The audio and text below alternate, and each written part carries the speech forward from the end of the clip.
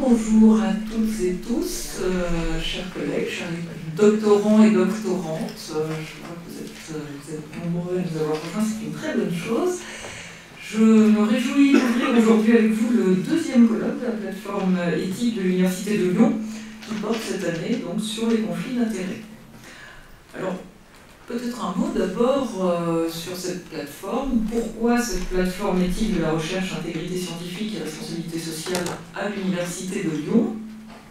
Au-delà de la diversité des activités et des domaines scientifiques des établissements du site, de la médecine à l'anthropologie, des lettres à la physique, des sciences de l'ingénieur à la philosophie, se posent à nous des questions, se présentent à nous des enjeux qui ne se cantonnent pas à telle ou telle discipline, avec toute une série de thématiques qui interrogent plus globalement l'activité scientifique, sa place et son rôle dans la société, les pratiques et positionnements des chercheurs et chercheuses dans leur environnement.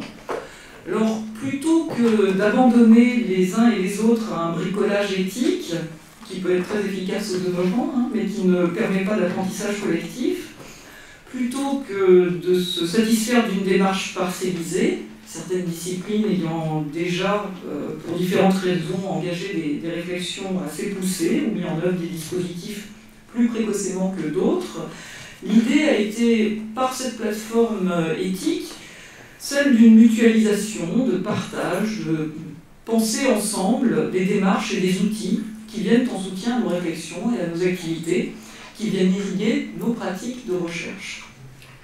La plateforme éthique vise ainsi à proposer à la fois une veille sur les enjeux d'éthique pour que chacun, chacune ait connaissance et puisse se saisir de dispositifs, d'outils, de ressources développés ici et surtout ailleurs. La plateforme vise aussi à proposer des formations, et ces journées en font partie aussi, pour sensibiliser, initier, approfondir, partager. Évidemment, pas de recette miracle de l'éthique dans ces formations, mais la volonté de favoriser l'intégration des enjeux éthiques à nos démarches scientifiques. Et puis, troisième aspect, troisième point dans cette plateforme éthique, une démarche de recherche-action en faveur d'une éthique dite embarquée, d'une internalisation de ces enjeux dans les projets de recherche. Les colloques qui sont organisés dans le cadre de la plateforme sont des moments privilégiés pour débattre de questions transversales, cette année donc le conflit d'intérêts, en associant doctorants, enseignants-chercheurs, chercheurs du site, mais aussi en sollicitant des regards extérieurs, en sollicitant des collègues de tous horizons qui viennent nourrir notre réflexion et nos échanges. Et évidemment, je les remercie très chaleureusement, ces intervenants et intervenantes qui nous ont rejoints pour ces 2 journées. Votre aide va nous être précieuse, car nous nous attaquons cette année à un gros morceau. Conflit d'intérêts, conflit de valeurs, enjeux systémiques. La question des conflits d'intérêts semble prendre un poids croissant dans l'enseignement supérieur et la recherche. Est-ce parce que les occasions de conflit sont de plus en plus nombreuses? À mesure que les liens entre sciences et société se multiplient, à mesure que les échanges entre le monde de la recherche, les pouvoirs publics, les entreprises privées se densifient, à mesure aussi que se développent les transferts de technologies ainsi que les financements dits extra-budgétaires de la recherche, la question des conflits d'intérêts se pose avec plus d'acuité sans doute. Mais la place croissante de ces problématiques pourrait aussi tenir aux exigences plus soutenues à l'égard de l'enseignement supérieur et de la recherche. L'exemple de l'évolution des normes qui encadrent la participation aux commissions de spécialistes puis aux comités de sélection pour le recrutement des enseignants-chercheurs est sans doute un assez bon révélateur en vue de respecter le principe d'impartialité et donc d'éviter le conflit d'intérêts.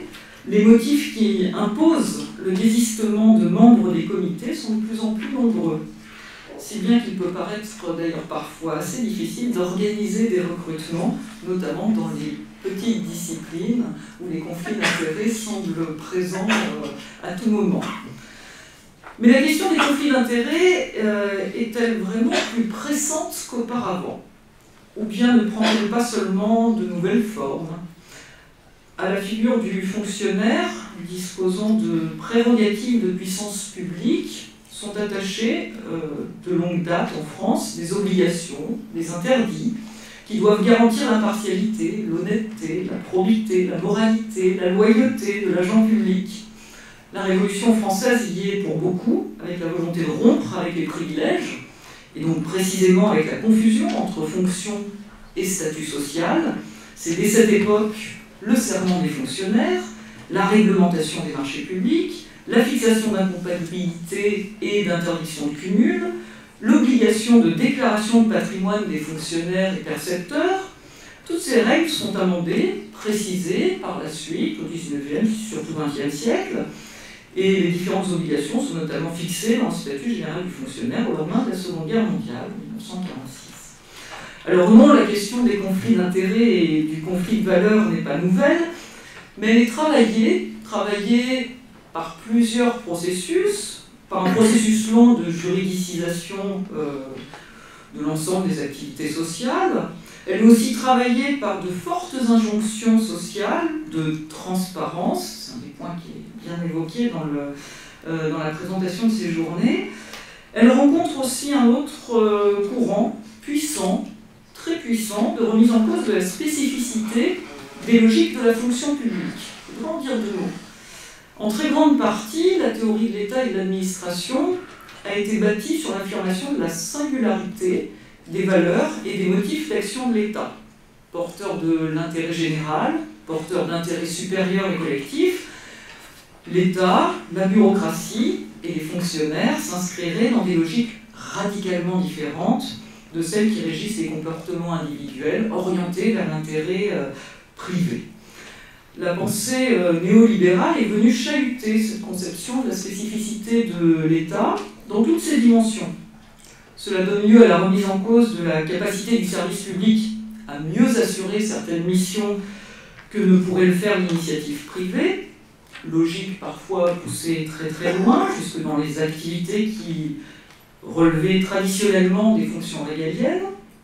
Cela amène aussi à interroger la capacité supposée des agents publics à s'extraire d'intérêts purement privés, précisément pour exercer leur mission de service public. L'essor de la question des conflits d'intérêts dans la recherche publique et la nécessité qui nous est faite de la traiter pourrait donc bien relever en partie de logique sociale, de logique politique, qui dépasse largement les modalités pratiques de la recherche. Alors, je suis allée un petit peu loin avec vous, je vous prie de m'en excuser, je vous ai emmené sur des chemins un petit peu tortueux, mais oui, nous avons bien affaire à des enjeux systémiques, comme l'indique le titre de ce colloque. Alors je veux ici remercier Sarah Carvalho qui nous invite justement à aborder toutes ces thématiques, non pas par le petit bout de la lorgnette, mais en ouvrant le regard, en ouvrant les perspectives, en replaçant nos questions de chercheurs dans un contexte et dans des problématiques plus larges. Sarah porte la plateforme Éthique avec enthousiasme, avec force. Elle a su nous donner du souffle, de l'ambition. Nous lui en sommes toutes et tous très reconnaissants et nous lui en voulons aussi beaucoup de nous plus assurer dans les mois qui viennent le portage de cette plateforme. Je tiens enfin à saluer tout le travail qui est mené par la direction Culture, Sciences et Sociétés de l'Université de Lyon, et en particulier sa directrice, Florence Bellaël, que j'ai perdu de vue, mais qui est quelque part là, tout là-haut. Florence Bellaël qui porte et accompagne donc avec la direction tous les projets de la plateforme, qui essaie aussi, elle a bien du mérite de faire en sorte que la vice-présidente Sciences et Sociétés de l'UDL s'y implique davantage, mais qui a bien du mal à la soustraire à la vie un peu agitée de son université. Ça c'est pour moi. Donc il ne me reste plus qu'à vous souhaiter de très bons échanges, des débats intenses, des débats stimulants, et donc un très très bon colloque à vous toutes et tous.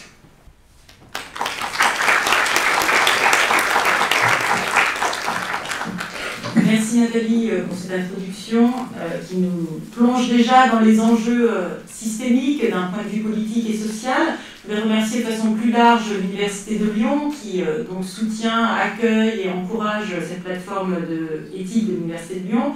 Je voulais remercier l'IDEX puisqu'on fait partie des grandes actions transversales de l'IDEX. Je voulais remercier effectivement Florence Bellaël, Anne-Léa Grunewald et la direction Culture, Sciences et Sociétés. Et puis remercier aussi le comité scientifique de la plateforme qui dont la plupart des membres sont présents aujourd'hui et demain, et avec lesquels on a conçu ces journées, puis l'ensemble des actions que porte cette plateforme. Donc effectivement, comme le disait Nathalie, l'idée c'est d'entrer par la porte des conflits d'intérêts parce qu'aujourd'hui ils sont de plus en plus présents, visibles et on y est de plus en plus soumis, les doctorants en particulier dans leurs recherches, en particulier s'ils sont dans des contextes de bourse CIF ou s'ils ont des enjeux de valorisation de la recherche à travers des brevets, etc. Ils sont directement confrontés et sans doute que cette situation va s'accentuer dans les prochaines années. Mais pour nous, les conflits d'intérêts, c'est un petit peu la pointe émergée de l'iceberg qui renvoie à des tensions plus systémiques. Nathalie a développé les enjeux sociaux et politiques. Je voudrais en dégager quelques autres autour de cette notion de valeur qui remplit le discours public et les médias. Alors il y a plusieurs niveaux de valeur et en fait c'est cette feuilletée qu'on va essayer de désimbriquer dans ces journées avec des intervenants qui parlent à partir de disciplines différentes, le droit, l'économie, la sociologie, la philosophie, la psychologie aussi, pour essayer de comprendre comment tout ça se noue à travers cette face émergée de l'iceberg qu'on trouve dans la déontologie des chercheurs et des fonctionnaires sous le terme de conflit d'intérêts. Donc d'un point de vue économique, dans un modèle effectivement néoclassique qui s'est orienté vers une économie du savoir où il y a un enjeu qui est la valorisation du savoir, eh bien effectivement la question de la valeur se pose à partir d'une construction du marché de la connaissance, que ce soit en termes de formation, que ce soit en termes de propriété intellectuelle, que ce soit en termes d'application. Et effectivement, ça c'est au cœur des technosciences aujourd'hui, c'est-à-dire que ce lien avec les techniques induit forcément de nouvelles configurations de la valorisation du savoir. La deuxième dimension qu'on va beaucoup aborder aujourd'hui, c'est la sociologie des sciences, parce qu'effectivement, il y a tout un champ de la sociologie qui concerne l'éthique publique sur les nouvelles prescriptions faites aux agents de la fonction publique, mais aussi un certain nombre d'enquêtes sur la description, cette fois-ci, de la manière dont les agents vivent ces nouvelles injonctions qui peuvent sembler contradictoires dans la réalité, être performants, évidemment tout le monde veut que les services publics soient performants, mais de l'autre côté respecter des principes d'égalité, des principes de confidentialité avec des contraintes budgétaires par ailleurs. Au-delà de ces nouvelles injonctions, de ces nouvelles valeurs que se sont données les administrations publiques, il y a aussi de nouvelles valeurs contextuelles qui sont de plus en plus présentes. Évidemment, on pense aux valeurs de genre, aux valeurs aussi environnementales, aux questions liées à l'animal, par exemple. Et toutes ces valeurs, elles prennent place aussi, non seulement dans les pratiques de la science, mais aussi dans les thématiques et les enjeux de la science. Donc Nathalie a présenté ces enjeux politiques et juridiques globaux et on va y revenir dans la suite de la journée. Mais je voulais aussi pointer les enjeux philosophiques parce qu'il y a une transformation vraiment de l'analyse épistémique de la science. Pendant longtemps, on a cru que la science était value-free, c'est-à-dire sans valeur, objective, neutre, impartiale, par essence, par nature, parce qu'elle était rationnelle. Et en fait, aujourd'hui, il y a un changement très profond dans les analyses épistémologiques et elle consiste à montrer qu'au contraire, la science est saturée de valeurs. Qu'en fait, l'objectivité, l'impartialité, la neutralité, ce sont des valeurs et qu'il faut interroger leur pertinence, leur légitimité, leur réalité et puis peut-être proposer d'autres valeurs si on ne peut plus véritablement croire que la science est neutre. Par exemple, dans un contexte où effectivement des affaires récentes, que ce soit celle du glyphosate, que ce soit celle du nucléaire, que ce soit des questions liées aux biotechnologies, montrent que la neutralité scientifique est devenue problématique. Et donc il y a cette idée que par exemple il faudrait être vigilant sur une science qui reste compatible avec la démocratie et qui s'attache justement à promouvoir des valeurs ou des vérités significatives pour la démocratie. Il y a l'idée aussi d'une science qui serait socialement responsable, qui assume une responsabilité collective vis-à-vis des grandes questions de société, vis-à-vis des questions environnementales, et qui assume donc le rôle de partie prenante dans des questions qui nous agitent tous et qui ont des enjeux sur le très long terme. Il y a aussi l'idée qu'on serait peut-être déjà appelé à une certaine vigilance sur le fait que la science reste pluraliste, c'est-à-dire permettre d'accueillir non seulement des théories dominantes, non seulement des thématiques dominantes, celles qui sont par exemple enjointes par les grands programmes de recherche et de pilotage de la recherche par les grandes agences, mais peut-être de veiller à ce que d'autres domaines, d'autres disciplines restent effectivement actifs, présentes, parce que sur le long terme, on ne sait pas d'où viendront les grandes découvertes, les grandes innovations. Dans un autre ordre, vous avez des mouvements comme Slow Science, qui rappelle que cette valeur de la performance et de la rapidité peut nuire aussi à la qualité même de la recherche. Donc toutes ces questions montrent qu'il y a véritablement une importance pour nous, chercheurs, à différents stades de nos carrières, à réinterroger les valeurs et en fait l'identité même de la science et de la recherche. Et c'est vraiment le but aujourd'hui de différentes interventions, de comprendre que ça concerne effectivement des questions touchant au bien public, au bien commun, mais qu'elles s'appliquent de façon très directe et très urgente aujourd'hui à l'université, à la recherche que nous sommes en train de construire et de mettre en œuvre. Donc tout de suite, je vais laisser Marie Préau, qui est la présidente de session, inviter et présenter les premiers intervenants. Et nous allons donc commencer à explorer les différentes facettes de ces conflits d'intérêts dans un premier temps de cette matinée, essayons de voir comment cette thématique du conflit d'intérêts s'est construite, quelle est son actualité aujourd'hui, d'abord dans d'autres domaines que celui de la recherche. Je vous remercie.